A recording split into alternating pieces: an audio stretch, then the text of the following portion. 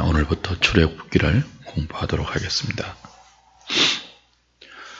출애굽기는 크게 네 부분으로 구성이 되어 있습니다. 1장부터 11장까지는 출애굽기의 과정이 설명되어 있고요.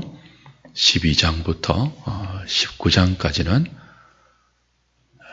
광야에서 언약을 맺기까지, 시내산에서 언약을 맺기까지 구원받았음에도 불구하고 계속적으로 불평하는 이스라엘의 원망과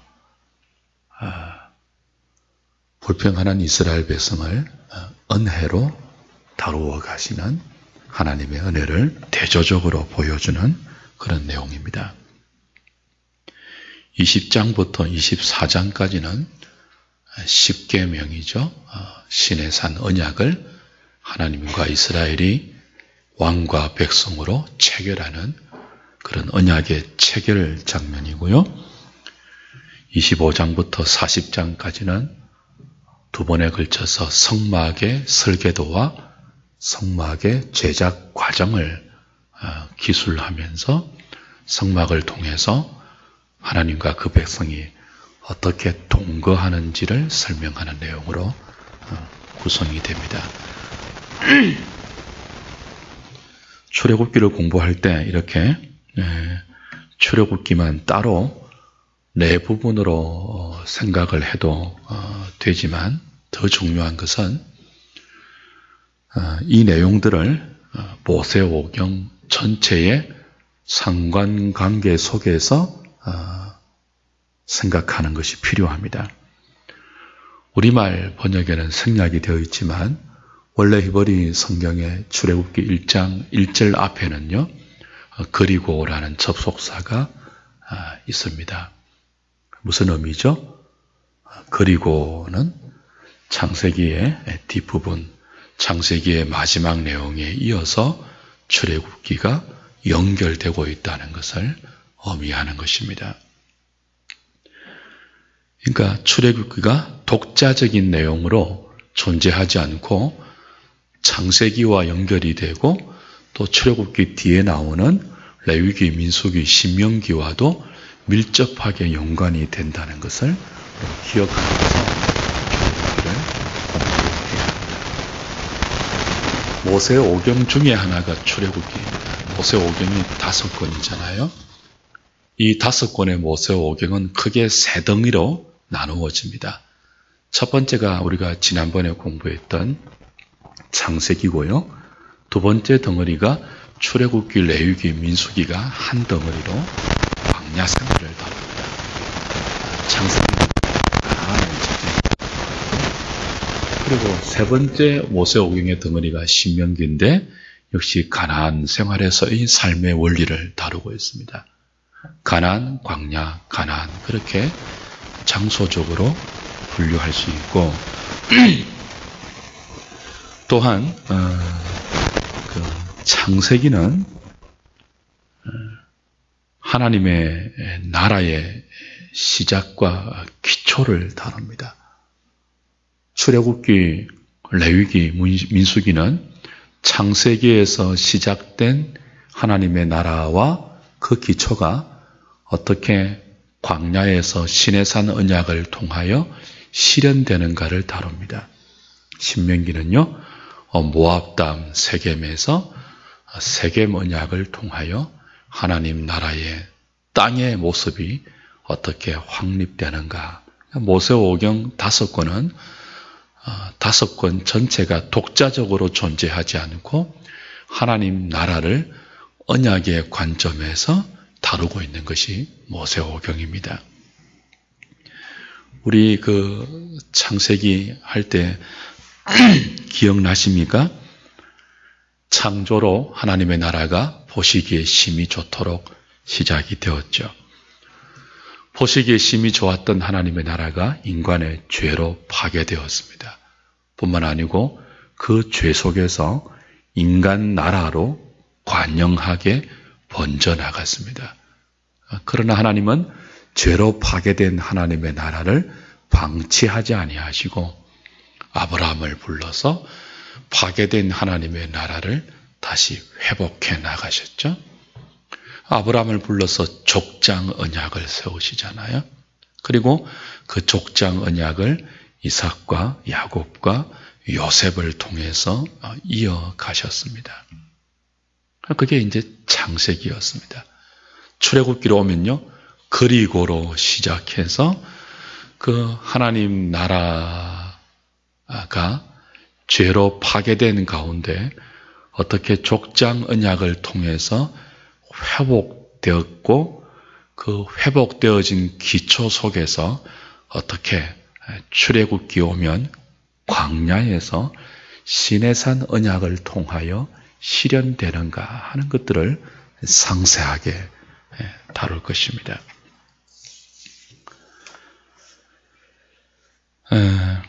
이 출애굽기를 그런 관점에서 볼 때 창세기 강에 오지 않는 큰 은혜가 저와 여러분 귀찮게 주어지기를 소망하면서 오늘 첫 시간을 좀 시작하려고 해요. 우선 오늘 출애굽기 1장 14절까지를 좀 보려고 하는데, 맨 먼저 보시면요, 1장 1절부터 7절까지는 무슨 내용이에요? 야곱의 12 아들들의 이름이 간략하게 소개가 됩니다. 그리고 그 70명의 야곱의 가족들이 7절에 보면 애굽 땅에서 생육하고 불어나 번성하고 매우 강하여 온 땅에 가득하게 되었더라. 그렇게 설명이 되죠. 생육하고 불어나 번성하고 매우 강하여 온 땅에 가득하게 되었다. 한 절에 5번이나 생육이 강조되어 있습니다. 이건 하나님께서 아브라함을 부를 때 족장 언약을 주셨잖아요. 씨와 땅의 약속을 맺었습니다. 땅을 주겠다고 했고 자손을 주겠다고 했습니다. 자손을 주되 어떻게 주겠다고 했죠? 하늘의 별처럼 바다의 모래처럼 번성하게 하겠다고 했습니다. 그게 이제 성취되고 있는 거예요.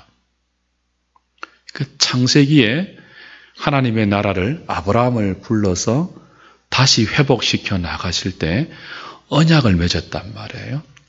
그냥 하나님 나라가 시작되는 게 아니고 하나님의 나라는 언제나 언약을 통해서 역사 속에서 실현됩니다. 첫 번째 하나님 나라도요, 선악과 언약을 통해서 보시기에 심히 좋도록 시작되지 않았습니까? 죄로 꿰틀어진 하나님의 나라를 다시 회복하실 때도 아브라함을 불러서 언약을 세우면서 시작해 나갔단 말이에요. 그 언약이 이삭을 통하여 갱신되었고 야곱을 통하여 이어졌고 요셉까지 이어졌잖아요. 그리고 그 언약 백성들이 하나님의 그 주권 가운데 애굽으로 이주해 왔단 말이에요.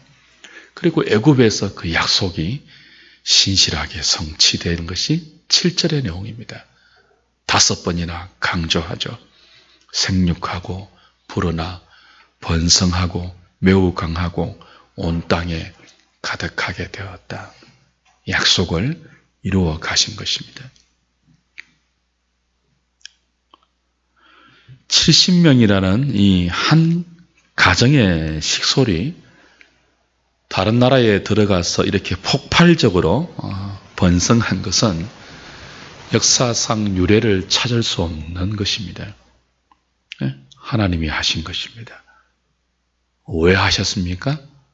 하나님의 나라를 계획대로 죄로 관영한 세상 속에서 다시 회복하기 위해서입니다. 언약을 통해서 하나님의 나라를 이루어 가시는 거죠. 그런데 하나님의 나라는 단순히 인구만 많아진다고 되는 것이 아닙니다. 이렇게 그 번성된 그 야곱의 후손들이 이스라엘이라는 하나님의 나라로 역사 속에서 성립되기 위해서는요, 노예 상태에서 해방되어야 됩니다. 그리고 공식적으로 피 뿌리는 언약을 통해서 한 나라로 하나님의 통치를 받는 하나님과 공식적인 계약 관계에 있는 이 계약이 성립이 되어야 돼요. 그걸 다루는 게 출애굽기입니다. 그리고 오늘 출애굽기 1장 서론에는 그렇게 하나님의 나라가 공식적으로 역사 속에서 이스라엘이라는 이름으로 성립되기까지는 반드시 방해하는 대적이 존재하고 그 속에서 억압받는 하나님 나라의 백성이 존재한다는 것을 우리에게 가르쳐 줍니다. 출애굽기 1장 8절부터 22절까지 좀 더 좁게는 오늘 읽었던 14절까지가 그 내용이죠. 요셉을 알지 못하는 새로운 바로가 일어나서 이 생육하고 번성한 이스라엘을 압제하기 시작합니다. 노예로 삼습니다. 그리고 무시무시한 핍박과 억압을 시작하죠. 그들은 이스라엘을 노예로 삼고 엄한 역사를 주고 고역으로 그들을 괴롭게 했습니다. 저 안에 사랑하는 여러분, 출애굽기 1장 1절이 어떻게 시작되었다고요? 그리고로 시작되었다고요. 창세기를 받는 것이라고요. 창세기의 마지막은 얼마나 복된 하나님의 인도로 끝이 났습니까? 요셉을 통하여서 야곱의 온 가족이 애굽의 고센 땅에 무사히 정착했고 그리고 그들은 복을 누렸습니다. 그리고 계속 고난 없이 계속 순조롭게 그냥 번성해서 그냥 이스라엘이 되면 얼마나 좋습니까? 그냥 하늘의 별같이 바다의 모래같이 그냥 그렇게 순적하게 하나님의 약속이 역사 속에서 성취되면 얼마나 좋겠습니까? 근데 출애굽기의 시작은, 이스라엘의 시작은 그냥 그렇게 연결되지 않고 중간에 무엇이 일어납니까? 요셉을 알지 못하는 새로운 바로가 일어나서 그들을 노예에 삼는 것이 기록된다고요. 그리고 무섭고 괴롭고 정말 고통스러운 노예 생활로 출애굽기의 서론이 이스라엘의 시작으로 연결되지 않습니까? 왜 하나님은 이스라엘이 애굽의 노예가 되는 것을 허락하실까요? 왜 바로의 핍박을 허락하실까요? 생육하고 번성하게 했으면 그냥 계속 그렇게만 하시지. 왜 이런 과정을 통해서 이스라엘 만들어 가시는 것일까요? 오늘 본문이 소개하는 이스라엘의 노예 생활은 참으로 끔찍한 것입니다. 비참한 노예 생활입니다. 11절, 12절, 13절은 어떤 것을 강조합니까? 그들이 무거운 짐을 졌다. 많은 괴로움을 받았다. 그들이 바로로부터 받은 일들은 엄한 것이었다. 벽돌도 구워야 하고 여러 가지 노역을 해야 했습니다. 어려운 노동과 괴로운 노예 생활, 그런 것들이 반복적으로 강조되고 있습니다. 뜨거운 태양과 그리고 무서운 감독자들의 채찍 아래서 힘겨운 강제 노동 속에서 고통을 받았습니다. 이들은 사람이 아니고 거의 짐승 같은 취급을 받았습니다. 자식을 낳았지만 아들이면 즉시 강에 던짐을 받았습니다. 죽임을 당했습니다. 무슨 뜻입니까? 내일이 보장되지 않았다는 거예요. 아들이면 다 죽여버렸어요. 내일이 보장되지 않는 것입니다. 노예에게 내일이 어디 있습니까? 주 안에 사랑하는 여러분, 출애굽기의 시작이 왜 이렇게 된다고요? 왜 하나님은 이스라엘을 하나님의 나라와 그 복된 백성 만들기 전에 이렇게 비참한 노예 생활부터 시작하게 하십니까? 중요한 의미가 있죠. 우리의 구원은 단순히 중립 상태에서 출발하는 것이 아닙니다. 우리의 구원은 비참한 노예에서 시작합니다. 그리고 노예에서 건짐받는 것이 구원의 전부가 아닙니다. 출애굽기의 마지막 가면요, 시내산에서 언약을 맺고 성막을 짓고 그 성막이 신혼방이 되어서 그 성막 안에서 하나님과 이스라엘 백성이 마치 부부처럼 동거하는 것으로 연결이 됩니다. 그리스도인의 구원받은 삶은요, 이 비참한 노예 상태에서 건짐받는 것이 출발이고 그것이 끝이 아니에요. 노예로 건짐받았으면 하나님과 동거하는, 그 하나님과 달콤한 동행의 삶을 누리는 것이 출애굽기가 우리에게 설명하는 구원받은 자, 하나님 백성의 복된 그 은혜입니다. 그걸 강조하기 위해서 출발이 무엇이라고요? 비참한 노예 생활로 출발하는 것입니다. 노예 생활의 비참함을 알지 못하면, 노예 생활의 끔찍함을 알지 못하면 하나님이 주시는 구원의 자유의 가치를 알지 못합니다. 노예 생활의 끔찍한 고통과 시름을 알지 못하면요, 하나님을 섬기게 되는 것이, 하나님을 사랑하는 자로 부름받은 것이 얼마나 귀한 것인지를 알 수 없습니다.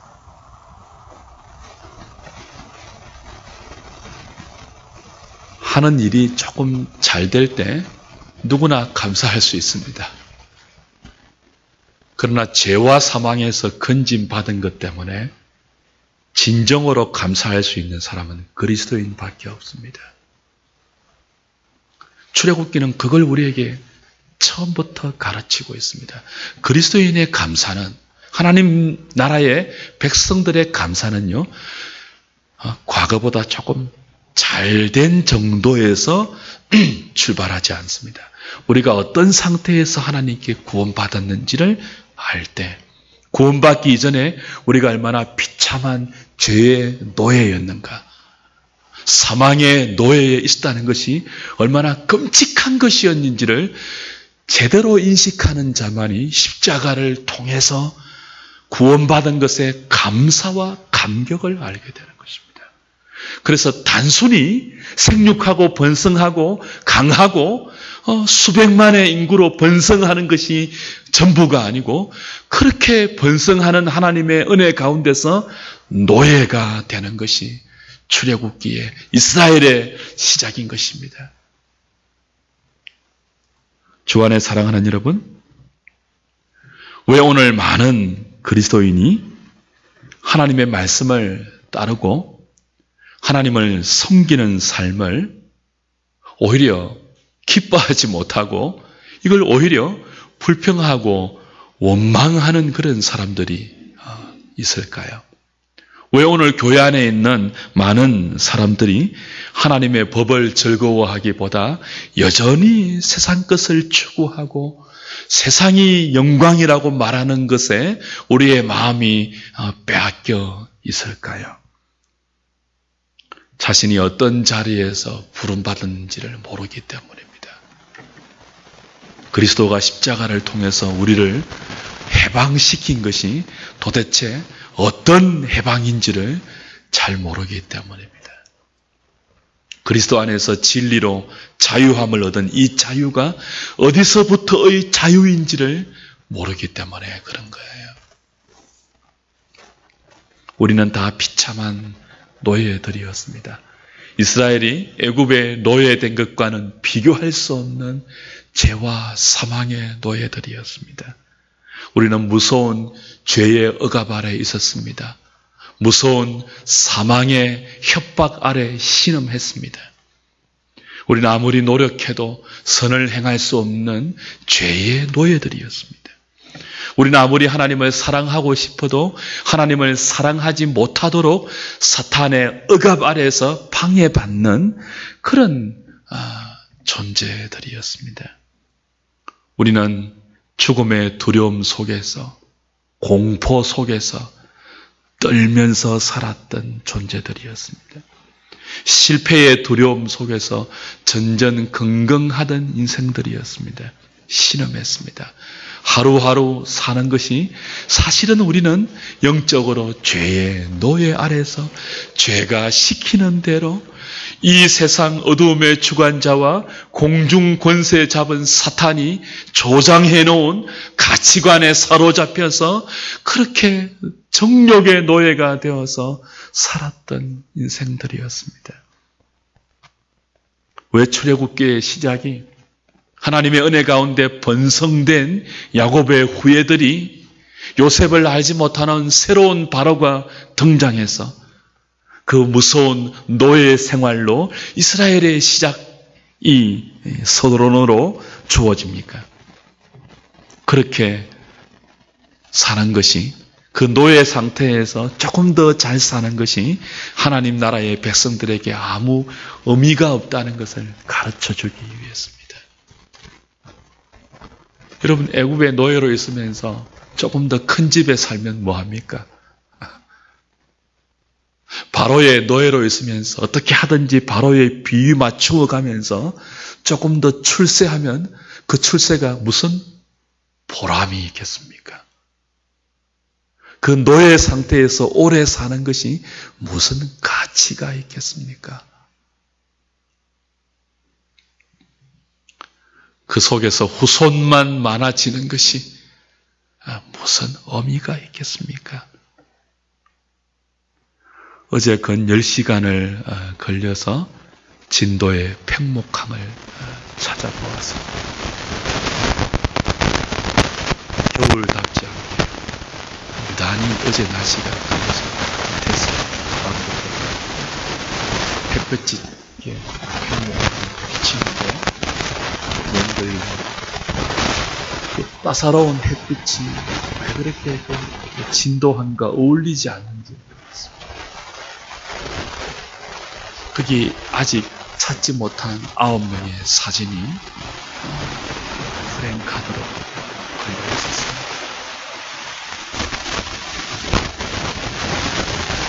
거기에 연관된 가족들에게 여러분 그 실종의 모든 사고가 제대로 마무리되지 않는 채 사는 것이 무슨 말입니까? 그곳에서 비참한 슬픔을 정말 가슴 아픈 눈물을 안고 있는 가족들에게 조금 더 좋은 차와 맛있는 음식이 그들의 삶은 무이 그리 큰 가치로 다가오겠습니까? 딸을 잃은 부모에게 자신의 생명보다 귀한 아들을 바다에 수장시킨 어미에게 고대 광실이 뭔 그리 큰 보람이 되겠습니까? 삶의 목표가 되겠습니다.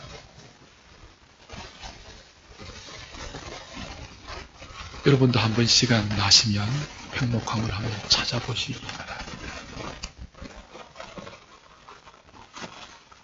때때로 하나님 우리에게 고난을 허락하십니다. 그 고난 속에서 그리스도인은 십자가로 말미암아 구원받아 하나님의 백성이 되었다는 것이 무엇을 의미하는지를 잘 생각할 수 있어야 합니다. 이 땅에서 그저 과거보다 더 편안하고 잘 사는 사람 만들기 위해서 하나님은 아들을 육신으로 보내서 십자가에 죽이지 않았습니다.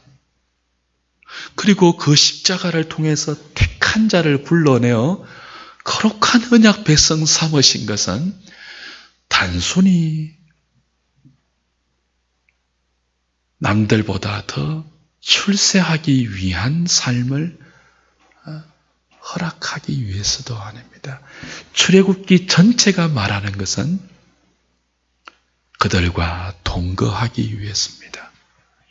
성막이라는 하나님의 집을 지어서 그 속에 하나님 백성들을 초대해서 죄의 노예로 있던 사람들을 해방시켜 그 성막 안으로 불러 감히 하나님이 신랑이 되고 그들이 신부가 되어서 사랑하고 그 율법과 언약이라는 테두리 안에서 과거의 애굽의 노예로 있을 때 도무지 경험할 수 없었던 하나님이 주시는 그 하나님 백성이라는 복된 삶의 가치를 배우게 하시고 그걸 누리게 하기 위해서입니다. 그래서 출애굽기의 시작은 단순한 번성이 아니고 그 번성 뒤에 치명적이고 비참한 노예 생활을 소개하는 것으로 출발이 되는 것이죠.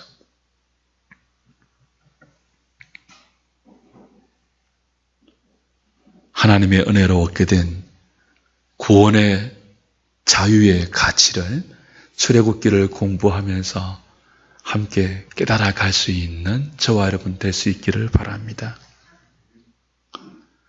마음을 다해서 하나님을 사랑하고 전력을 다해서 우리의 삶을 하나님을 영화롭게 하는 인생이 되기 위해서는 어디서 구원받았는지를 반드시 깨달을 수 있어야 됩니다. 여러분이 어떤 상태에 있는지를 아셔야 돼요. 로마서도 그렇지 않습니까? 이제 우리 3월달부터 로마서 공부를 모교 성경 공부할 건데 로마서도 그렇게 복음을 시작해요. 죄의 비참한 상태를 먼저 설명하고 그리고 율법의 의로 이루지 못하는 하나님의 또 다른 의인 믿음의 의를 설명하면서 죄와 사망의 법에서 해방된 그 은혜를 복음이라는 것으로 로마서가 설명한다고요. 출애굽기가 구약의 로마서라고 볼 수 있습니다. 우리가 어떤 상태에서 구원받는지를 알지 못하면요, 하나님 백성이라는 이름을 갖고 있으면서도 끝없이 기도하면서 우리는 세상 욕망의 포로에서 벗어나지 못하고 여전히 우리의 남은 생을 하나님 모르는 자들과 똑같은 목표를 향하여 진력하는 어리석은 삶을 반복할 수 있습니다. 출애굽기를 공부할 때 그 자리에서 조금 벗어나 하나님의 은혜가 구원받은 백성들을 도대체 어디로 초대하고 있는지를 잘 배워서 그 복된 거룩함의 부르심을 향하여 우리의 마음을 바칠 수 있는 은혜가 있기를 바랍니다. 그걸 모르면 묵은 땅이 됩니다. 어디서부터 구원받는지를 모르면 구원의 감격을 알 수가 없고 구원의 감격이 사라지면 기경하지 못하는 묵은 땅이 됩니다. 출애굽기를 수요일마다 공부하면서 우리의 묵은 땅이 이 구원의 은혜로 다시 기경되어서 남은 우리의 생을 을을 심을 수 있는 시간들 될 수 있기를 주님의 이름으로 부탁드립니다.